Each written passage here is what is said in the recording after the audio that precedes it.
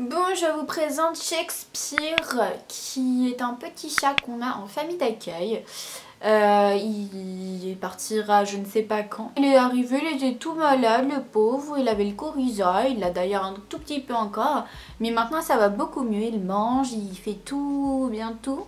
Hein, il joue, il fait des bêtises, hein, bah oui nounouille. Allez, zou. Il perd ses poils aussi, il perd beaucoup trop ses poils, ça commence à m'énerver. Bon, alors si on se retrouve aujourd'hui dans cette vidéo, c'est pour faire une pile à lire du printemps. Ouais, du printemps. En sachant que ma pile à lire de l'hiver était un total énorme flop. Le Cold Winter Challenge, ça a fait pfff, voilà. J'ai lu quoi, 1, 2 livres dans ma liste, j'en sais rien. Mais c'est surtout que j'étais pas vraiment à fond dans la lecture. Enfin, ça dépend. J'avais vraiment mes passes. Là, en ce moment, je suis dans une passe où je lis très peu, mais je lis quand même un peu. Mais il y a 2-3 semaines, j'étais vraiment dans un mood où je ne lis pas. C'est tout rien avec moi, c'est soit j'y vais à fond, soit je lis pas. C'est très rare qu'il y ait des entre-deux. En ce moment c'est plus un entre-deux parce que j'arrive quand même à concilier un peu lecture, série, mais j'avoue que quand je lisais plus il y a 2-3 semaines, c'est parce que je me suis mis à fond dans une série qui s'appelle Paul Dark. Voilà, j'ai des poils partout. Donc voilà, super, j'en ai marre. Il y a des poils qui volent, c'est trop chiant. Bref, je suis là pour faire ma pile à lire. Il est en train de jouer avec le pied. Une pile à lire que j'ai constituée de très peu de livres, fait exprès parce que au moins comme ça je me dis, il n'y en a pas trop, ça va pas trop me démoraliser, je vais me dire bon, je peux y arriver, même si je décide de changer de lecture en cours de route, au moins, voilà, c'est pas très grave. Mais il y a certains livres que je veux absolument lire ce printemps. Avril, mai, début juin, enfin jusqu'à la mi-juin quoi, plus ou moins. Je vais avec le taille-crayon, allez hop. Voilà. J'ai donc mis au total 5 romans et 2 mangas, ce qui est quand même assez peu, mais voilà. Le tout premier livre que j'ai envie de lire, c'est La Chronique des Bridgerton. Le deuxième tome, parce que le premier je l'ai déjà lu, donc là je voudrais lire le deuxième en sachant que je l'ai commencé et que j'en suis qu'au chapitre 5, mais du coup comme on est au printemps. Bon, par contre là-bas le taille-crayon. Bah voilà, à chaque fois que je l'engueule, il miaule. J'ai déjà lu le premier que j'ai adoré, du coup je voulais continuer avec le 2. C'est ce que je vais faire, donc voilà, je pense que...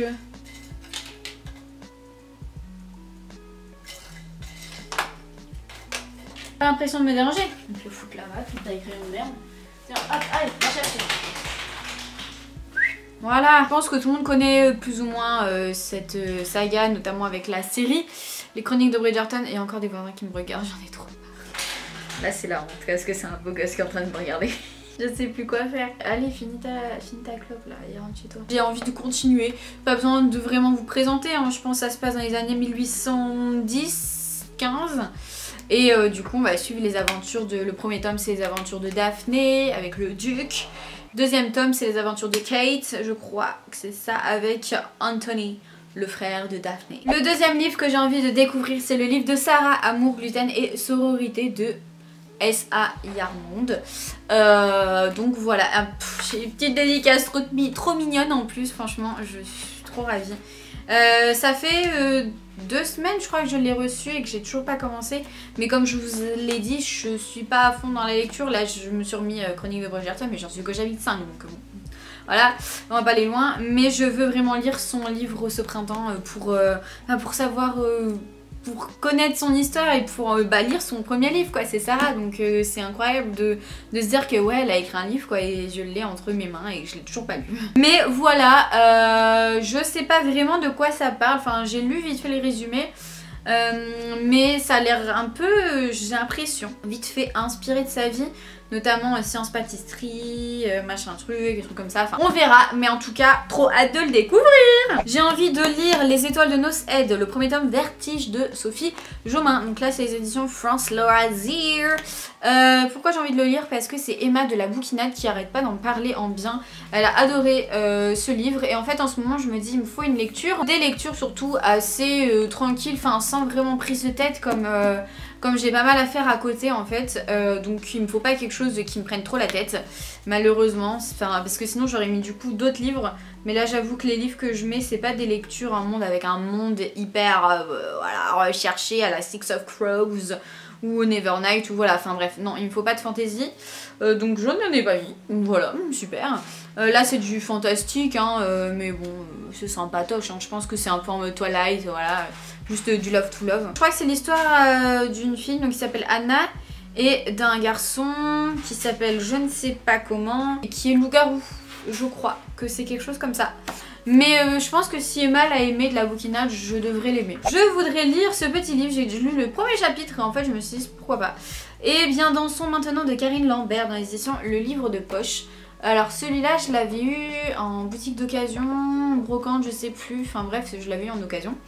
Et du coup je veux le lire parce que je me dis comme je suis du coup dans un mood, j'arrive pas à dire du coup non, où je ne lis pas vraiment. Un livre aussi petit de 200 pages, je me dis que ça se mange assez rapidement et au moins je le laisse pas traîner. Donc plutôt pas mal, puis ça a l'air un peu sympathique l'histoire. Je vous l'avais déjà montré dans un book haul hein, assez récemment. C'est l'histoire je crois d'une petite mamie qui a perdu son mari et qui en fait refait sa vie plus ou moins. Non mais là ils sont se donné le mot pour sortir au balcon. Non mais vous savez quoi, j'ai l'impression que vous ne croyez jamais. Et ben regardez, je vais vous montrer, on voit rien du tout. Mais on voit de loin quand même, on voit ma petite Titine aussi, quelqu'un à son balcon. Lui il m'a pas vu, par contre tout à l'heure, le monsieur il était là. Du coup voilà pour ce petit livre, je me dis que ça peut vraiment être pas mal pour le printemps. J'espère que c'est léger, que ça va pas être trop triste comme du coup elle perd son mari, mais ça elle le perd dès le début, enfin on l'a jamais connu vivant nous. Donc voilà. Ensuite j'ai envie de lire, j'ai déjà commencé, j'en suis la page 50. Chagrin d'école de Daniel Pénac dans les éditions NRF Gallimard. Je l'avais commencé et j'avoue que j'avais arrêté puisque quoi, qu'est-ce que je lisais, mais c'était les Bridgerton que j'avais lu du coup entre deux, le premier tome, donc voilà, et je l'avais laissé sur pause et je l'ai jamais repris depuis, mais je me dis ouais franchement c'est sympa et puis c'est pas très long hein, ça fait quoi 300 pages donc ça va pour l'été, je me dis ça. Et puis en plus chagrin d'école, voilà, école ça me rappelle un peu mon milieu professionnel. Why not polyglotte. Puis là je sais pas vraiment de quoi parle l'histoire si ce n'est le narrateur qui est Daniel Pénac je suppose, est-ce que je suis cadrée, je ne sais pas, nous raconte en fait c'est des déboires de jeunes primériens, je sais pas si ça se dit, les enfants qui sont en primaire, enfin bref du coup voilà, en plus petit bulletin de notes derrière.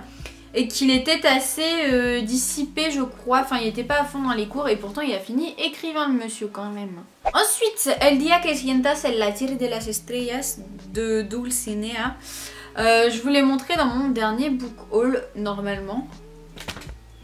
Bah ça sert à de me regarder, tu fais bouger le truc, tu crois qu'il est à la fête du slime? Reste là, tu bouges plus. C'est une petite romance par une auteure espagnole. Et je ne sais pas de quoi ça parle, j'ai pas lu le résumé. Voilà. Non, en fait, j'ai envie de le lire surtout parce que j'ai envie de le lire en espagnol, parce que j'avoue que je ne lis jamais en espagnol, et pourtant je suis prof d'espagnol, donc c'est un peu bête quand même, mais bon.